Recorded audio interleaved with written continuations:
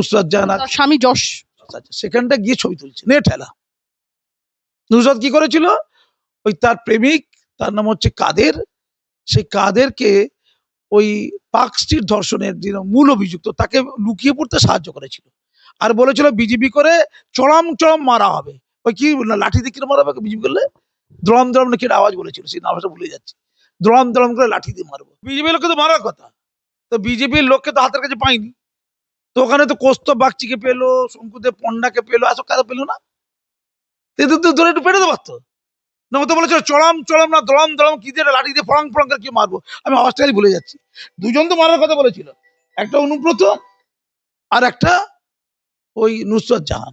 তো নুসরাত জাহানকে পছন্দ হলো, আমাকে পছন্দ হলো না। তিনটে সংস্থা ডেকেছিল, কটা সংস্থা? তিনটে। তার মধ্যে তসলিমা নাসরিন তিনটে সংস্থার যিনি নায়ক মানে প্রধান, তাদের নাম বলবে তো, তাই তো শুভেচ্ছা জানাবে, কারণ প্রতিটা হোর্ডিংয়ে তিনটা লোকের নাম ছিল, তার মধ্যে দুটো লোক অসম্ভব বিখ্যাত লোক রাজ্যে, পরিচিত বিখ্যাত, আর যে কম পরিচিত তার নাম বলছে আর তার সংগঠনের নাম বলছে, সংগঠনের মেম্বার আছে। আচ্ছা তোমার বাড়ির কাজের লোক আছে কি? আছে তো, সেই কাজের লোক তসলিমাকে আনার জন্য যথেষ্ট। জয় গোস্বামীকে ইনভাইট করে সিজাত কি দোষ করেছে, সুবোধ সরকার কি দোষ করেছে, এটা ক্লিয়ার করতে হবে। সিজাত ও সুবোধ সরকার কি দোষ করেছে, এরকম তো অনেকগুলো আছে কবি সাহিত্যিক আছে না, তাদের ইনভাইট করেনি কেন? মাসুম আক্তারকে করা যাবে না, একদম নয়, নুসরাত জাহানকে করতে হবে, আর ওই কিকাকে জয় গোস্বামী করতে হবে। আসবেন প্লিজ, আসবেন প্লিজ, আসবেন। তারপরে নাকি ও স্বীকার করছে, যেই ও ফোনটা করেছে মানে গেছে, সঙ্গে সঙ্গে তসলিমা নাসরিন ফোন চলে আসছে, মানে অ্যাডজাস্টমেন্ট করা আছে, দুজন মিলে ইনভাইট করছে। তসলিমা নাসরিন নিজেও জয় গোস্বামী করছে, আরে বুঝতে পেরেছি ভালো ভাব ছিল, যখন কলকাতায় ছিল ভালো ভাব ছিল, তাহলে আদর্শ বড় না ভাবটা বড়, এটা ক্লিয়ার করে দাও। ভণ্ড, ব্যক্তিত্বহীন, মেরুদণ্ডহীন, কিন্তু অসাধারণ কবি। তসলিমা নাসরিন দাঁড়াতে পারবে না তার কাছে, কবিত্ব শক্তিতে দাঁড়াতে পারবে না, কোনো কম্পেয়ার হয় না। তাকে স্টেজে তুলে অসম্মান করানো খুব দরকার ছিল, কেন বুঝতে পারিনি? এটা কি মহামূর্খতা? যারা মহামূর্খ হবে তাদেরকে দিয়ে অনুষ্ঠান পরিচালনা করতে দেবে কেন? আমি শুভেন্দু অধিকারীকে জিজ্ঞেস করছি, মহামূর্খরা কেন অনুষ্ঠান পরিচালনা করবে? রাজ্যে কি অনুষ্ঠান পরিচালনা করার জন্য লোকের অভাব পড়িয়াছিল? টাকা পয়সার হিসাব হয়েছে তো, তসলিমাকে আনতে গিয়ে যে বড় বড় হোর্ডিং লাগানো হয়েছিল তার টাকাটা কে দিয়েছিল? শহরে তো নবজাগরণের ঢেউ রীতিমতো। আর তসলিমা নাসরিন বিতর্কিত লেখিকা 20 বছর পর শহরে এলেন, আপনার মতো একজন মানুষ, কিন্তু আয়োজকরা আপনার মতো একজন মানুষ যিনি রাষ্ট্রবাদী মুসলিম বলে পরিচিত, আপনার মতো একজন পদ্মশ্রী প্রাপ্ত শিক্ষাবিদ, তাকে ডাকার প্রয়োজন মনে করলো না আয়োজকরা, অথচ জয় গোস্বামী তারা ডাক পেলেন, এই তঞ্চকতা কেন? যেখানে টিআরপি পাওয়া যায় আর কি।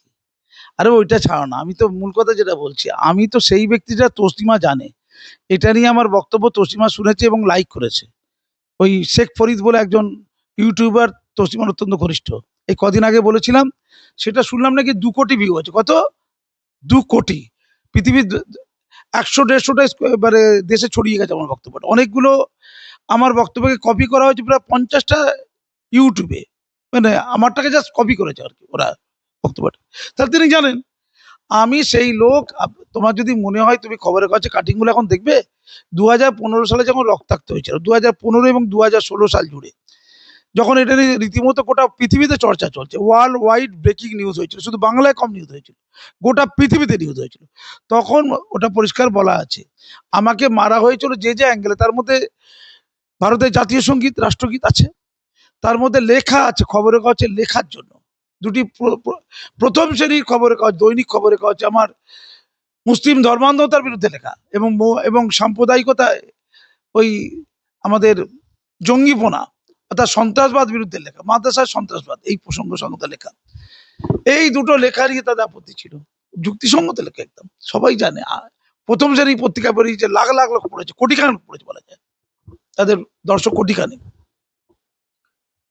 তো সেখানে আমাকে মারা হয়েছিল, আর্লি ম্যারেজ বন্ধ করার জন্য মারা হয়েছিল, তাদের অনেকগুলো কারণ আছে, জল পড়া, বাড়ি পড়া, তেল পড়া, তাবিজ বন্ধ করে দিয়েছিলাম, মারা হয়েছিল, রবীন্দ্রনাথ বিবেকানন্দের জন্মদিন উদযাপন করেছিলাম, মারা হয়েছিল, তাই তো? এইগুলো অনেকগুলো একটা কারণে মারেনি, আমি বারবার করে টিভিতে বলেছি এটা, কিন্তু অন্যতম প্রধান কারণ ছিল ওই জাতীয় সঙ্গীত গাওয়া। নবী সম্পর্কে আমার কিছু বক্তব্য যেটা একদম লজিক্যাল, সেটা একটা কারণ ছিল, সেটাকে বিকৃত করা হয়েছিল ইত্যাদি। নিউজ যেটা হয়েছিল যখন মারা হয়েছিল, আমাকে কি বলে মেরেছিল যে আপনি তসলিমা নাসরিন সালমান রুশদির অনুচর, তার ঘনিষ্ঠ, তাদের প্রতিনিধি, তাই আপনাকে হত্যা করতে হবে। কি তসলিমা নাসরিন, সালমান রুশদির আমি অনুচর, তাই হত্যা করতে হবে, এইটা ছিল বক্তব্য ইমাম মৌলানাদের বক্তব্য। মারার আগে এটা ছিল তাদের অমৃত বাণী। এই যে বক্তব্য, এই যে হেডিংটা বললাম, এটা শুধু ভারতে না, ভারত সহ বিশ্বের বিভিন্ন দেশে ইংরাজি হিন্দি প্রথম শ্রেণীর পত্রিকা, বাংলা পত্রিকাতে নিউজ হয়েছিল এবং গোটা দেশ পড়েছে। তাহলে আমাকে মারার পেছনে যে শব্দটা উচ্চারিত হয়েছিল, সে তসলিমার নাম উচ্চারিত হয়েছিল, অর্থাৎ তসলিমার সাথে আমার সম্পর্ক আছে, গভীর সম্পর্ক আছে, সেটা কিন্তু ওরা বুঝেছিল। আমার গভীর সম্পর্ক আছে এটা নিশ্চয়ই নয়, তার বাড়িতে আমি যাই না, তার সাথে সেভাবে কথা বলি না, ফোনও করি না, কোনোদিনই করিনি, বাস্তব দর্শগত একটা ঐক্য। দর্শক রাইট, এটা ধরেছে, গভীর সম্পর্ক আছে, এটা মিথ্যে ছিল, কিন্তু ওরা মনে করেছে গভীর সম্পর্ক আছে। তার জন্য আমি কোমায় চলে গিয়ে যাওয়ার পরিস্থিতি ছিল, আমি মৃত্যুর মুখে পড়েছিলাম। সেই মানুষটি কাজী মাসুদ। তসলিমা যে লড়াইটা করেছে কিসের বিরুদ্ধে? মৌলবাদীর বিরুদ্ধে তো। কিসের বিরুদ্ধে? ধর্মান্ধতার বিরুদ্ধে তো। কিসের বিরুদ্ধে? বিশেষ করে মুসলিম মৌলবাদের বিরুদ্ধে তো। মুসলিম মৌলবাদ ওকে বিতাড়িত করেছিল বাংলা থেকে, আর আমাকে পৃথিবী থেকে বিতাড়িত করে দিচ্ছিল। পৃথিবী থেকে মানে মেরে ফেলে খুন করে দিচ্ছিল, আমি পৃথিবী থেকে বেরিয়ে যেতাম। কোনটা বেশি ইম্পর্টেন্ট বলুন তো? কোনটা বেশি ওয়েটেজ আছে এটা বলো? সেই তসলিমা যখন এতদিন পর কলকাতায় ফিরলো, 2015 থেকে আজ 2026, আমি সঠিক ছিলাম। যদি সঠিক না থাকতাম, শিক্ষা সাহিত্যে আমাকে ভারত সরকার পদ্মশ্রী দিত না। যদি সঠিক না থাকতাম, আমাকে পশ্চিমবঙ্গ সরকার হামলার পরে, প্রাণঘাতী হামলার পরে, 2015-তে প্রাণঘাতী হামলা, 2017-তে রাজ্যের সেরা প্রধান শিক্ষক হিসাবে আমাকে শিক্ষারত্ন সম্মান তুলে দিয়েছিলেন মমতা ব্যানার্জি। তিনি বলেছিলেন আপনার প্রতিটা অভিযোগ সত্য, কিন্তু কিছু করার নেই, ওদের ওখানে ভোট আছে, আমি বেশি কিছু করতে পারবো না স্যার। এটা ছিল মমতা ব্যানার্জির ডাইরেক্ট বক্তব্য। আমাকে ওই এগিয়ে থাকা টিভি খবরের কাগজ রাজ্যের সেরা প্রধান শিক্ষক হিসাবে দ্রোণাচার্য সম্মান দিয়েছিল। হ্যাঁ, কি প্রিন্সিপাল অফ দ্য ইয়ার 2016। আমি এই কথাগুলো অহংকার করার জন্য বলছি না, এটা বোঝাবার জন্য বলছি যে আমার লড়াইয়ের বাস্তবতা ছিল। তাহলে সবাই মূর্খ, মানে মমতা ব্যানার্জি মূর্খ, মোদি মূর্খ, এগিয়ে থাকা টিভি চ্যানেল মূর্খ, গোটা পশ্চিমবঙ্গবাসী মূর্খ, ভারতবর্ষের সমস্ত মিডিয়া মূর্খ, বাংলার সমস্ত মিডিয়া মূর্খ, আর পৃথিবীর সমস্ত মিডিয়া মূর্খ। এটা হতে পারে? সব নির্বোধ? তাহলে তাই যদি হয়, তাহলে সত্য। আমি যেটা বলেছি খবরের কাগজে বেরিয়েছে সেটা। তসলিমা নাসরিন তো নিজে থেকে ডাকবে আমাকে, কাজী মাসুম আক্তারকে সরাসরি দেখতে চাই, আমার তার কাছে যাওয়ার কথা, তার আমার কাছে আসার কথা ছিল, আমার বাড়িতে। বলেনি, তিনি গেলেন কোথায়? যেখানে নুসরাত আছে, নুসরাত কি নাম ওর, নায়িকাটার নাম কি? নুসরাত জাহান, তার স্বামী যশ। সেখানটা গিয়ে ছবি তুলছে, নে ঠেলা। নুসরাত কি করেছিল? ওই তার প্রেমিক, তার নাম হচ্ছে কাদের, সেই কাদেরকে ওই পার্ক স্ট্রিট ধর্ষণের যে মূল অভিযুক্ত, তাকে লুকিয়ে পড়তে সাহায্য করেছিল, আর বলেছিল বিজেপি করে চড়াম চড়াম মারা হবে। ওই কি লাঠি দিয়ে কিরম মারা হবে বিজেপি করলে? দ্রম দ্রম নাকি আওয়াজ বলেছিল, সেই নামটা ভুলে যাচ্ছি। দ্রম দ্রম করে লাঠি দিয়ে মারবো। বিজেপি লোককে তো মারার কথা, তো বিজেপির লোককে তো হাতের কাছে পাইনি, তো ওখানে তো কৌস্তব বাগচিকে পেলো, শঙ্কুদেব পণ্ডাকে পেলো, আসো কারো পেলো না? ধরে একটু পেটে তো পারতো না। তো বলেছিল চড়াম চড়াম না দড়াম দড়াম, কি দিয়ে লাঠি দিয়ে ফড়াং ফড়াং করে কি মারবো, আমি হসপিটালে ভুলে যাচ্ছি। দুজন তো মারার কথা বলেছিল, একটা অনুব্রত আর একটা ওই নুসরাত জাহান। তো নুসরাত জাহানকে পছন্দ হলো, আমাকে পছন্দ হলো না। নুসরাত জাহানকে পছন্দ হলো, আমাকে পছন্দ হলো না। এবার উত্তর কি আছে বলো? হলো পছন্দ হলো কাকে? জয় গোস্বামীকে। বুঝতে পারলো না যে বাংলার লোক তাকে দেখলেই ওই ডিম মারবে, এটা বুঝতে পারিনি। কিন্তু তাকে দেখলেই যে ডিম মারবে বাংলার লোক, এটা কিন্তু বুঝতে পারিনি। কেন বুঝতে পারিনি? আর আয়োজকরা বুঝতে পারিনি কেন? সবসময় তো বলছিল একটা সংগঠন, তার নাম হচ্ছে এনেছে কে, আমাকে একটা লোকই শুধু নিয়ে এসছে, মানে যেখানে 3 জনের নাম রয়েছে পোস্টারে, ফেস্টুনে, হোর্ডিং এ। পৃথিবীর ইতিহাসে কোনো কবি সাহিত্যিককে এইভাবে সম্বোধনা দেওয়া হয়নি। পৃথিবীর ইতিহাসে শেক্সপিয়ার এই সুযোগ পাইনি, কিটস পাইনি, রবীন্দ্রনাথ ঠাকুর পাইনি। এরা তুচ্ছ লোক। এমনকি শীর্ষেন্দু মুখোপাধ্যায় জীবনে পাবে না, মরে গেলেই গুরুত্ব পাবে না। জয় গোস্বামী মরে গেলেও গুরুত্ব পাবে না, যে গুরুত্ব তসলিমা নাসরিন পেয়েছিল। তার তসলিমা নাসরিনকে বিতাড়িত করার জন্য কি জন্য? রাজনীতির জন্য। কারণ বুদ্ধদেব ভট্টাচার্যের মতো এত উদার লোক সাধ্য হয় না। আর আর এ আর বিকাশ রঞ্জন ভট্টাচার্য বলছিল কি, কেন আমি ওকে তাড়িয়ে দিয়েছি, কেন কেন চলে যেতে বাধ্য করেছি? কারণ হচ্ছে ও যদি থাকতো ছিঁড়ে খেত মোল্লারা, কদিন ওকে ওকে সামলাবে? একজন বিদেশি নাগরিককে পশ্চিমবঙ্গের মানুষ কতদিন সামলাবে পশ্চিমবঙ্গ সরকার? এটা ওর বক্তব্য, আমার নয় কিন্তু, বিকাশ রঞ্জন ভট্টাচার্যের বক্তব্য। এখন আমার প্রশ্ন বিকাশ রঞ্জন বাবুদের কাছে বা যারা তসলিমার জন্য হই করছে তাদের কাছে, আমি তো কলকাতার মাটিতে রক্তাক্ত হয়েছি, একটা লয়ার দেয়নি কেন? যারা মেরেছিল তাদের বিরুদ্ধে কি ব্যবস্থা হয়েছে? আমি তো লড়ে চলেছি, তাদের বিরুদ্ধে ওয়ারেন্ট রয়েছে, তারা কোর্টে গেছে, কোর্টে কি জামিন চেয়েছে, জামিনযোগ্য ধারা দিয়েছে। মাথা ফেটে রক্তাক্ত হয়ে গেলে জামিনযোগ্য ধারা দেয় না, জামিন অযোগ্য ধারা দেয়। পুলিশ ওদের সাথে ছিল, কেন মাননীয় ওদের সাথে ছিল, তাই আমি তো ন্যায় পাইনি। একজন আওয়াজ করেন কেন? যারা বলছে তসলিমার বাকস্বাধীনতা, যারা বলছে মুক্ত চিন্তা, তো আমার সাথে কি বাকস্বাধীনতা হয়েছিল? কি মুক্ত চিন্তা হয়েছিল? মানে ভারত মাতাকে ধরে পেটালে খুব ভালো বুঝি, ভারত মাতাকে ধরে পেটেছে ব্যাস করেছে, তসলিমাকে পেটালে খুব গায়ে লাগে, কি দেখতে ভালো। ওই যে বলেছে না সিদ্দিকুল্লাহ বুড়ি হয়ে গেছে, ওকে পচে হয়তো পচে, কত বুড়ি হলো তো পচে, আমাকে বাতা দিয়েছে, বুড়িকে বাতা দিয়েছে, বুঝছো তো, বুঝে নি? না আমি বলিনি বলিনি বলিনি বলিনি, আমাকে যে প্রশ্ন করেছে উত্তর শুনতে হবে বলে। তিনটে সংস্থা ডেকেছিল, কটা সংস্থা? তিনটে। তার মধ্যে তসলিমা নাসরিন তিনটে সংস্থার যিনি নায়ক মানে প্রধান, তাদের নাম বলবে তো, তাই তো শুভেচ্ছা জানাবে। কারণ প্রতিটা হোর্ডিংয়ে তিনটা লোকের নাম ছিল, তার মধ্যে দুটো লোক অসম্ভব বিখ্যাত লোক রাজ্যে, পরিচিত বিখ্যাত। আর যে কম পরিচিত তার নাম বলছে আর তার সংগঠনের নাম বলছে, আর সংগঠনের মেম্বার আছে? ওটা কি কোনো সংগঠন? শুধু তার নাম, কি কি অ্যাডজাস্টমেন্ট, এ তো অসম্মান। ধরো তিনজন মিলে একজনকে আনলো, দুজনের নাম নেই, একজন নাম তো উচ্চারণই করলো না, আমি বিস্মিত, এ তো অকৃতজ্ঞতা, এ তো অকৃতজ্ঞতা। না আমার মাথা, আমার আমার আমি আত্মসম্মান, আমি হলে দড়ি দিয়ে গলায় চলে যেতাম আর কি, আমার আত্মসম্মান বোধ আছে নাকি স্ক্রিপ্টেড লিখে দিয়েছে যে ওই দুজনের নাম নেওয়া যাবে না? তাহলে তিনজনের নাম দেওয়ার দরকার কি ছিল? একজন নাম তো থাকতে পারতো নাকি? গোটা কলকাতায় তো তিনজনের নাম মোস্ট হয়ে গেছে, তিনজন মহাপুরুষ থাকতো, এদের তো পরবর্তী মুখ্যমন্ত্রী করতে হবে পশ্চিমবঙ্গের, এত গুরুত্বপূর্ণ হয়ে গেছে আর কি। আচ্ছা তোমার বাড়ির কাজের লোক আছে কি? আছে তো, সেই কাজের লোক তসলিমাকে আনার জন্য যথেষ্ট। আমি তো বলছি তসলিমাকে যদি শুভেন্দু অধিকারী বলে আমি হেল্প করবো, সরকার পাশে আছে, তোমার কাজের লোককে দেয়, কাজের লোক একটা সংগঠন নাম দিল, কি সংগঠনের নাম? আহ, আহ, পচা বাগদি ট্রাস্ট, কি নাম? পচা বাগদি ট্রাস্ট সংগঠনের নাম হয়ে গেল। কি নাম বললাম? পচা বাগদি ট্রাস্ট, মানে বাগদি মানে নিম্নবর্গের লোক আর কি, পচা বাগদি ট্রাস্ট হলো। সে তসলিমাকে এনে দিতে পারে পশ্চিমবঙ্গে, কেন এখন শুভেন্দু দিয়ে সরকার, তাকে তুমি হেল্প করবে। যারা যারা এটা করেছে তারা কি নিজে করেছে? তাকে কেউ হেল্প করেছে? তাদের কেউ হেল্প করেছে বলে তারা আজকে এই জায়গায় আসতে পেরেছে। এই না না ক্লিয়ার করি তাহলে। আমার বাড়িতে তুমি বলছো কার্ড আসেনি, আমাকে কত লোক ফোন করেছে জানো? অন্তত 300 থেকে 400 লোক আমার কাছে কার্ড চেয়েছে অনুষ্ঠানে, যে স্যার এই অনুষ্ঠানে তো আপনি থাকবেন, আপনি তো মুখ হবেন। আরে আমি মুখ থাকলে যে অন্যজন মুখোশ হয়ে যাবে, হারিয়ে যাবে, স্রোতে তলিয়ে যাবে, গুরুত্ব পাবে না, ব্যাপারটা বুঝতে পারছো না?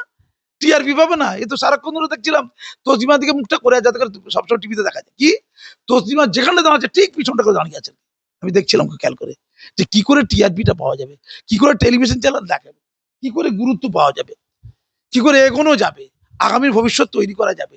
তসলিমা হচ্ছে আমার শিখণ্ডী, তসলিমাকে অবলম্বন করে আমি টিআরপি নেবো, আমি বাঁচবো, আমি মুখ হব।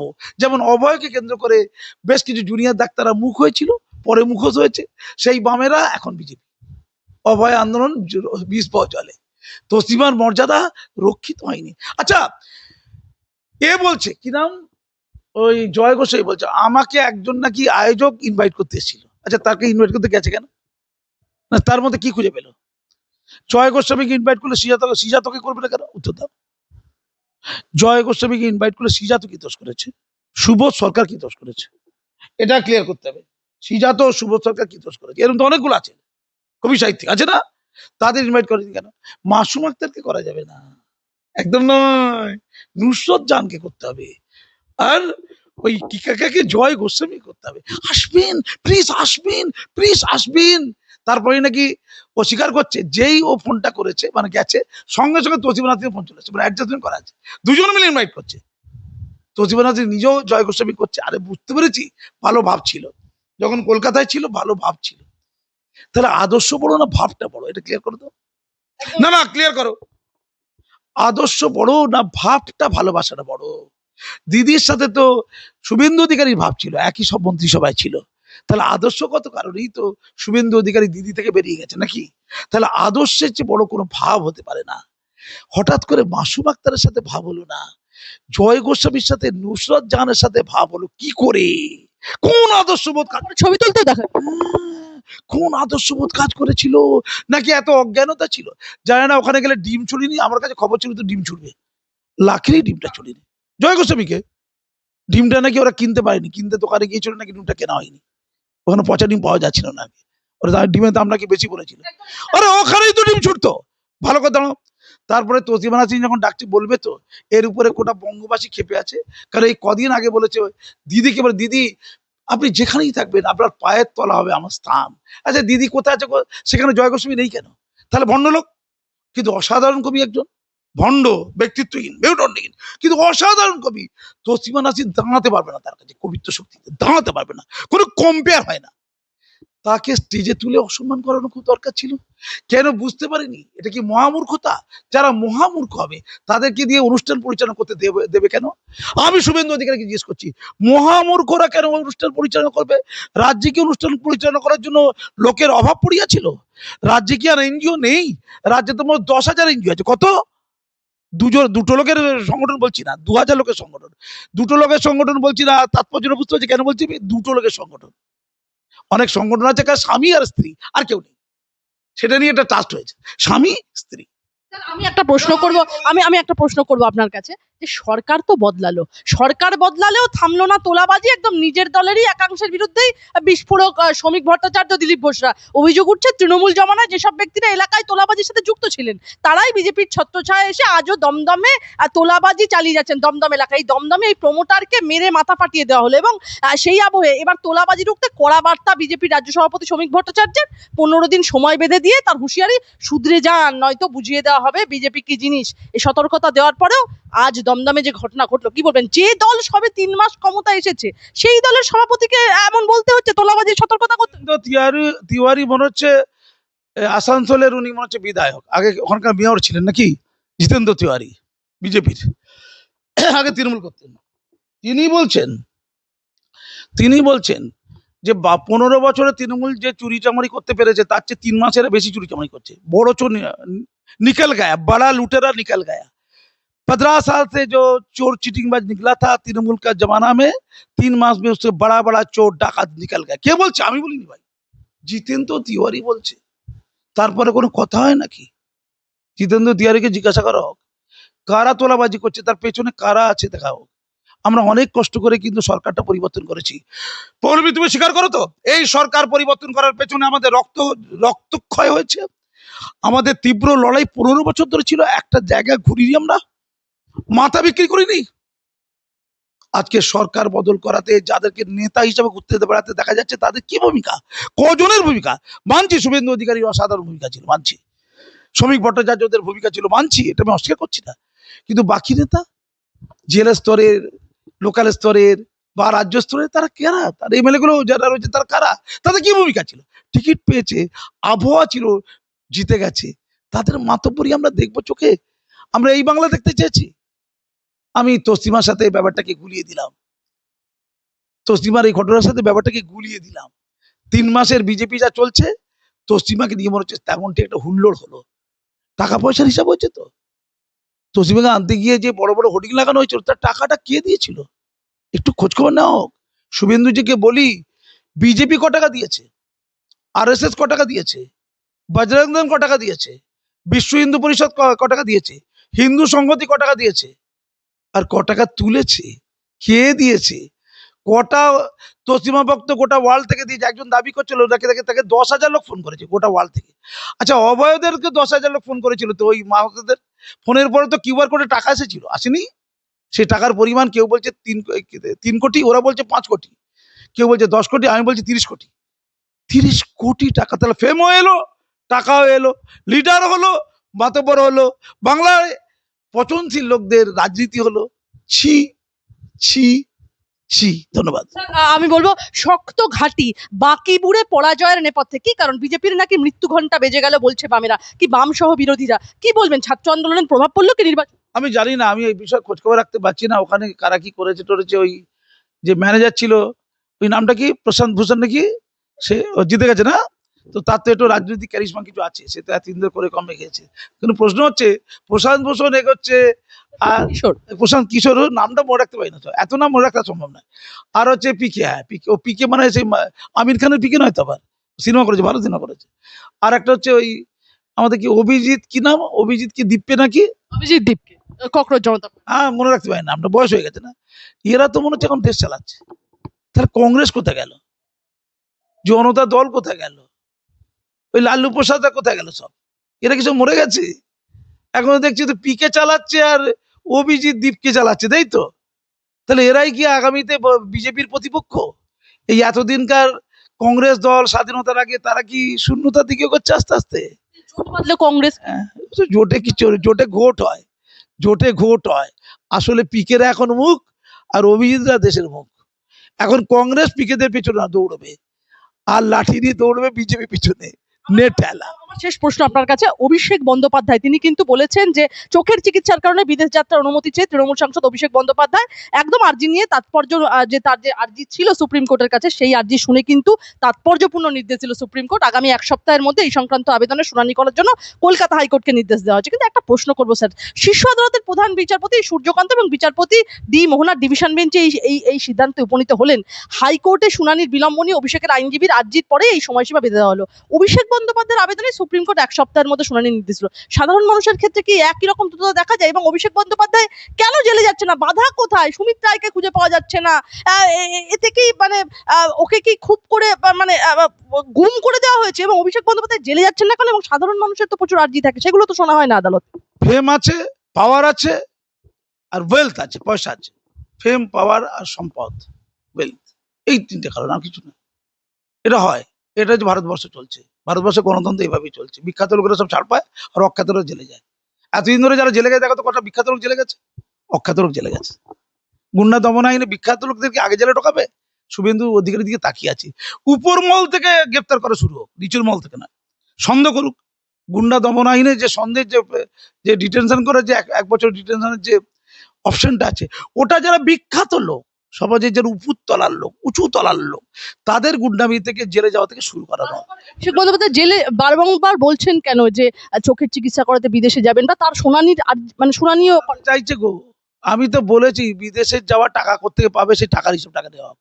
তার টাকা যা ইনকাম করেছে সব খরচা হয়ে গেছে, এখন চুরি চামারি টাকা তার কাছে আছে, ওই টাকা বিদেশে যাওয়া যাবে না। এক, বেসরকারি হসপিটাল, ওই অ্যাপেলোর মতো হসপিটাল, উডবার্নের মতো হসপিটাল, কি ওটা কি ওই বেলভিউর মতো হসপিটালে যাওয়া যাবে না। যেতে হবে পিজিতে, লাইন দিতে হবে। ওই কলকাতা মেডিকেল কলেজে সুপার আমার পরিচিত আছে, তাকে বলে দেবো, ওখানে লাইন দিতে হবে। গরিব লোকগুলো আগে লাইনে 2 টাকা টিকিট কেটে ঢুকবে, শেষে দাঁড়িয়ে থাকবে, লাইন অনুযায়ী হবে, সিস্টেমেটিক অনুযায়ী হবে। অভিষেক বন্দ্যোপাধ্যায় 2 টাকায় আউটডোরে জুনিয়র ডাক্তারদের দেখাবে, চোখে জুনিয়র ডাক্তার আছে। তারপরে মনে করলে যদি খুব কান্নাকাটি বেচারি করে, কারণ অনেকদিন ধরে রোদ পায়নি, রোদের কষ্টটা দেখেনি, বৃষ্টির কষ্টটা দেখেনি, তাহলে আমরা একটু ফোন টোন করে দেবো এখন, হ্যাঁ, যে একটু দাদা একটুখানি দেখুন না, একটু ভালো ডাক্তার দেখুন না, তাহলে দেখে দেবে। গরিব লোকগুলো, সাধারণ যারা সেবাশ্রয় ট্রিটমেন্টের সমস্যায় পড়েছে, সেবাশ্রয় যাদের ক্ষতি হয়েছে, ওই ট্রিটমেন্টটা পড়ে থাকবে কার জন্য? অভিষেক বন্দ্যোপাধ্যায়ের জন্য। ভারতবর্ষে, বাংলায়, পৃথিবীতে কোথাও হবে না। শুধু সেবাশ্রয় যে লেভেলের ট্রিটমেন্টটা হয়েছে, ওই লেভেলের ট্রিটমেন্ট করা হবে অভিষেক বন্দ্যোপাধ্যায়। তবে ন্যায় হবে, তবে সত্যের জয় হবে, তবে রাজনীতি জয় হবে, তবে পশ্চিমবঙ্গের জনগণের জয় হবে, তবে ভোটদাতাদের জয় হবে। অন্নপূর্ণা যোজনার টাকা অনেকেই পাচ্ছেন না বলে অভিযোগ উঠছে, এটা আবার ব্যাকফায়ার করবে না? অন্নপূর্ণা যোজনার টাকার যে কাগজগুলো আছে ওটা অনেকটা বেশি। আগে জাল লোকগুলো লক্ষ্মীর ভান্ডার পেত, অন্নপূর্ণাতে জালরা পাবে না। একটু বিতর্ক হচ্ছে বটে, লং টার্মটা বুঝতে হবে।